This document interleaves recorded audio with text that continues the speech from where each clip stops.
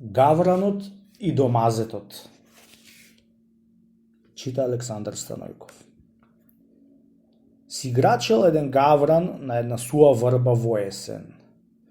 Од грачењето негово му се здодеало на едно момче што му била куќата туа близу, зело еден камен и врлило по гаврано за да го избркат. Јас крше си глава, му рекло момчето. Море несреќниче и црни гавране, не туку грачи ми со твојата несмасна песна. Ти се чинио ти секој што те слуша санчим те беднисуат, а не знаеш оти секој што те слуша и те гледат, како душман да си гледат, чунчи сите веруваме оти твоето грачење зима ќе донесит. Дејди, момче домазече, сега брзо женето. Ти немаш право да ми речиш скрши си главата, за да си одам од суова врба. Оти таа не е твоја. Тебе треба да ти се речи скрши си главата. Оти куќата кај што седиш не е твоја, ами од невестата ти. Си му пошол да му седиш и да му бидиш домазет. Да знаеш, момче, оти од домазет поцрн и потемен немат ништо друго.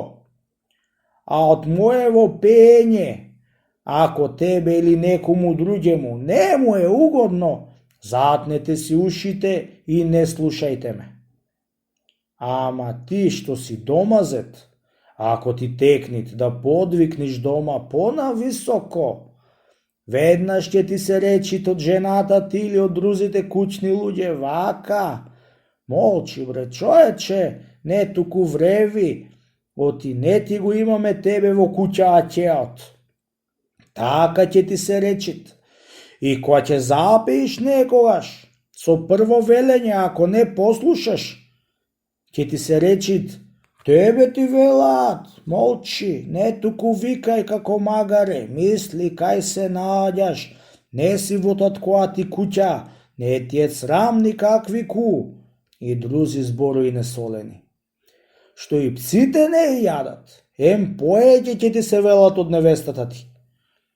Ето ти сега, момче, за домазетоите овој му ет поминот, да суди кој ет поцрн, али јас, али ти, и пак ќе дојдам да ми кажиш, му рекол гавранот и си летнал на подалечна врба, за да си грачит на ќеот свој.